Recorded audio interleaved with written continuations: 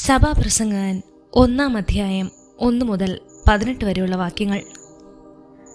ജെറുസലേമിൽ രാജാവും ദാവീദിന്റെ പുത്രനുമായ സഭാപ്രസംഗകന്റെ വാക്കുകൾ. പ്രസംഗകൻ പറയുന്നു: മിഥ്യകളിൽ മിഥ്യ, സകലവും മിഥ്യ, മിഥ്യകളിൽ മിഥ്യ.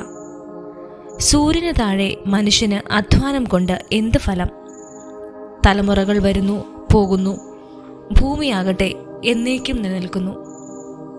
സൂര്യൻ ഉദിക്കുന്നു, അസ്തമിക്കുന്നു, ഉദിച്ചിടത്ത് തന്നെ വേഗം തിരിച്ചെത്തുന്നു. കാറ്റ് തെക്കോട്ട് വീശുന്നു, തിരിഞ്ഞ് വടക്കോട്ട് വീശുന്നു, വീണ്ടും തെക്കോട്ട്, അങ്ങനെ അത് ചുറ്റിക്കറങ്ങിക്കൊണ്ടേയിരിക്കുന്നു. നദികൾ സമുദ്രത്തിലേക്കൊഴുകുന്നു, എന്നാൽ സമുദ്രം നിറയുന്നില്ല. ഉറവിടത്തിലേക്ക് വീണ്ടും ഒഴുക്ക് തുടരുന്നു. സകലവും മനുഷ്യന് ക്ലേശഭൂമിഷ്ടം, അത് വിവരിക്കുക മനുഷ്യന് അസാധ്യം. കണ്ടിട്ട് കണ്ണിനോ കേട്ടിട്ട് ചെവിക്കോ മതി വരുന്നില്ല. ഉണ്ടായത് തന്നെ വീണ്ടും ഉണ്ടാകുന്നു, ചെയ്തത് തന്നെ വീണ്ടും ചെയ്യുന്നു. സൂര്യന് കീഴെ പുതിയതായി ഒന്നുമില്ല. പുതിയതെന്ന് പറയാൻ എന്തുണ്ട്? യുഗങ്ങൾക്ക് മുൻപ് തന്നെ അതുണ്ടായിരുന്നു. കഴിഞ്ഞതൊന്നും ആരും ഓർക്കുന്നില്ല. വരാനിരിക്കുന്നവയെ അവയ്ക്ക് ശേഷം വരാനിരിക്കുന്നവർ ഓർമ്മിക്കുകയില്ല. സഭാപ്രസംഗനായ ഞാൻ ജെറുസലേമിൽ ഇസ്രായേലിന്റെ രാജാവായിരുന്നു. ആകാശത്തിന് കീഴ് സംഭവിക്കുന്നതെല്ലാം ജ്ഞാനത്തോടെ ആരാഞ്ഞറിയാൻ ഞാൻ പരിശ്രമിച്ചു. വ്യഗ്രതയോടെ ചെയ്യാൻ ദൈവം മനുഷ്യനെ ഏൽപ്പിച്ചതോ ജോലി എത്ര ക്ലേശകരമാണ്! സൂര്യന് കീഴെ നടക്കുന്ന എല്ലാ പ്രവൃത്തികളും ഞാൻ വീക്ഷിക്കുന്നു. എല്ലാ മിഥ്യയും പാഴ്വേലയും അത്രേ. വളഞ്ഞത് നേരെയാക്കാൻ ആർക്ക് കഴിയുകയില്ല, ഇല്ലാത്തത് എണ്ണുക അസാധ്യം. ജെറുസലേമിൽ എനിക്ക് മുൻപുണ്ടായിരുന്ന എല്ലാ രാജാക്കന്മാരെയും കാൾ അധികം ജ്ഞാനം ഞാൻ സമ്പാദിച്ചു. ജ്ഞാനത്തിൻ്റെയും അറിവിൻ്റെയും യഥാർത്ഥ രൂപം അനുഭവിച്ചറിഞ്ഞ് എന്ന് ഞാൻ വിചാരിച്ചു. ജ്ഞാനത്തെയും അറിവിനെയും ഉന്മത്തതയെയും ഭോഷത്വത്തെയും വിവേചിച്ചറിയാൻ ഞാൻ ഉദ്യമിച്ചു. ഇതും പാഴ്വേലയാണെന്ന് ഞാൻ കണ്ടു. കാരണം ജ്ഞാനമേറുമ്പോൾ ദുഃഖവും ഏറുന്നു, അറിവ് വർദ്ധിക്കുമ്പോൾ വ്യസനവും വർദ്ധിക്കുന്നു.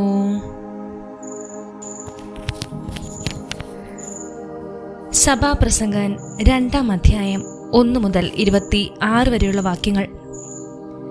ഞാൻ എന്നോട് തന്നെ പറഞ്ഞു: സുഖഭോഗങ്ങളിൽ ഞാൻ മുഴുകും, ഞാൻ അതിൻ്റെ ആശ്ചര്യത പരീക്ഷിക്കും. എന്നാൽ ഇതും മിഥ്യ തന്നെ. ചിരി ഭ്രാന്താണെന്നും സുഖഭോഗങ്ങൾ നിഷ്ഫലമാണെന്നും ഞാൻ മനസ്സിലാക്കി. ജ്ഞാനത്തിൽ നിന്ന് മനസ്സിളകാതെ തന്നെ ശരീരത്തെ വീഞ്ഞുകൊണ്ട് ആഹ്ലാദിപ്പിക്കാൻ ഞാൻ നോക്കി. മനുഷ്യനെ സന്തുഷ്ടനാക്കുന്നെന്നും ചുരുങ്ങിയ ആയുസിനുള്ളിൽ അവൻ ചെയ്യേണ്ടതെന്തെന്നും അറിയാൻ ഞാൻ ഭോഷത്വത്തെ ആശ്ലേഷിച്ചു. ഞാൻ വലിയ കാര്യങ്ങൾ ചെയ്തു. ഞാൻ എനിക്ക് വേണ്ടി മാളികകൾ പണിതു, മുന്തിരിത്തോട്ടങ്ങൾ നട്ടുപിടിപ്പിച്ചു, ഉദ്യാനങ്ങളും ഉപവനങ്ങളും ഉണ്ടാക്കി. അവയിൽ എല്ലാത്തരം ഫലവൃക്ഷങ്ങളും നട്ടു.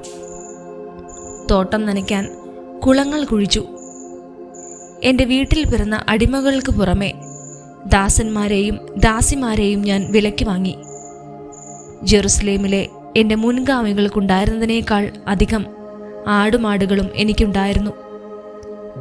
സ്വർണവും വെള്ളിയും രാജാക്കന്മാരുടെയും പ്രാവിശ്യകളുടെയും ഭണ്ഡാരങ്ങളിലെ ധനവും സ്വന്തമാക്കി. അനേകം ഗായകന്മാരും ഗായികമാരും എനിക്കുണ്ടായിരുന്നു. മനുഷ്യൻ ആഗ്രഹിക്കുന്ന എല്ലാ സുഖഭോഗങ്ങളും ഞാൻ സമ്പാദിച്ചു. ജെറുസലേമിലെ എൻ്റെ മുൻഗാമികളേക്കാൾ ഞാൻ ഉന്നതനും മഹാനുമായി തീർന്നു. അപ്പോഴും ഞാൻ ജ്ഞാനത്തിൽ നിന്ന് അകന്നുപോയില്ല. എൻ്റെ നയനങ്ങൾ അഭിലഷിക്കുന്നുവെന്നും ഞാൻ അവയ്ക്ക് നിഷേധിച്ചില്ല. ഞാൻ അനുഭവിക്കാത്ത സുഖങ്ങളില്ല. എൻ്റെ പ്രയത്നങ്ങളെല്ലാം എൻ്റെ ഹൃദയം സന്തോഷിച്ചു. ഇതെൻ്റെ അധ്വാനത്തിന് ലഭിച്ച പ്രതിഫലം തന്നെയായിരുന്നു. പിന്നെ ഞാൻ ഉണ്ടാക്കിയവയെയും അതിനുവേണ്ടി ചെയ്ത അധ്വാനത്തെയും ഞാൻ നിരൂപണം ചെയ്തു. എല്ലാ മിഥ്യയും പാഴ്വേലയുമായിരുന്നു. സൂര്യന് കീഴെ ഒരു നേട്ടവുമില്ലെന്ന് എനിക്ക് ബോധ്യപ്പെട്ടു. അതിനാൽ ജ്ഞാനവും ഉന്മത്തത്തെയും ഭോഷത്വവും ഞാൻ വിവേചിച്ചു കാണാൻ തുടങ്ങി. രാജാവിൻ്റെ പിൻഗാമിക്ക് എന്തു ചെയ്യാൻ കഴിയും? അവൻ ചെയ്തു തന്നെ വീണ്ടും ചെയ്യുക. പ്രകാശം അന്ധകാരത്തെ എന്ന പോലെ ജ്ഞാനം ഭോഷത്വത്തെ അതിശയിക്കുന്നു എന്ന് ഞാൻ മനസ്സിലാക്കി. ജ്ഞാനിക്ക് കാണാൻ കണ്ണുണ്ട്, ഭോഷൻ ഇരുട്ടിൽ നടക്കുന്നു. എന്നാൽ ഇരുവർക്കും ഗതി ഒന്നു തന്നെ എന്ന് ഞാൻ കണ്ടു. എന്നോട് തന്നെ ഞാൻ ചോദിച്ചു, ഭോഷന്റെയും എൻ്റെയും ഗതി ഒന്നു തന്നെയെങ്കിൽ ഞാൻ എന്തിന് ജ്ഞാനിയായിരിക്കണം? ഇതും മിഥ്യയെന്ന് ഞാൻ ആത്മഗതം ചെയ്തു. ഭോഷനെ പോലെ തന്നെ ജ്ഞാനിക്കും ശാശ്വത സ്മരണ ലഭിക്കുകയില്ല. ഭാവിയിൽ എല്ലാവരും വിസ്മൃതരാകും. ഭോഷനും ജ്ഞാനിയും ഒന്നുപോലെ മരിക്കുന്നു. സൂര്യന് കീഴെ സംഭവിക്കുന്ന സമസ്ത കാര്യവും വേദനാജനകമായതുകൊണ്ട് ഞാൻ ജീവിതം വെറുത്തു. എല്ലാ മിഥ്യയും നിരർത്ഥകവുമത്രേ.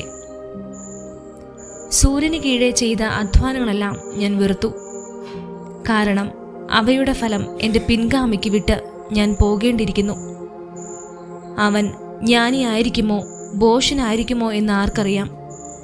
എന്തായാലും സൂര്യന് കീഴെ ഞാൻ ബുദ്ധിപൂർവ്വം പ്രയത്നിച്ചതിൻ്റെ എല്ലാം ഫലം അവൻ്റെ അധീനതയിലാകും.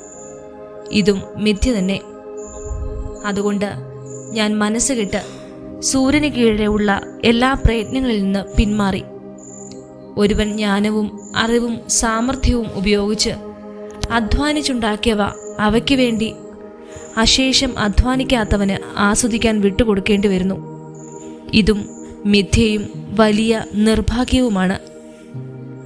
സൂര്യന് കീഴുള്ള കഠിന അധ്വാനവും മനക്ലേശവും കൊണ്ട് മനുഷ്യന് എന്ത് നേട്ടം? അവൻ്റെ ദിനങ്ങളെല്ലാം വേദന നിറഞ്ഞതാണ്. അധ്വാനമാകട്ടെ ദുഃഖസങ്കുലവും. രാത്രിയിൽ പോലും അവൻ്റെ മനസ്സിന് സ്വസ്ഥതയില്ല. ഇതും മിഥ്യ തന്നെ.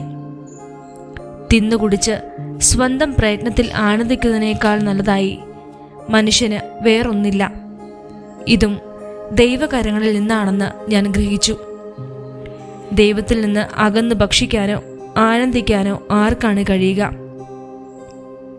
തന്നെ പ്രസാദിപ്പിക്കുന്നവന് ദൈവം ജ്ഞാനവും അറിവും ആനന്ദവും പ്രദാനം ചെയ്യുന്നു. പാപിക്കാകട്ടെ അവിടുത്തെ പ്രസാദിപ്പിക്കുന്നവന് വേണ്ടി ധനം ശേഖരിച്ചു കൂട്ടാനുള്ള ജോലി മാത്രം കൊടുക്കുന്നു. ഇതും മിഥ്യയും പാഴ്വേലയും തന്നെ.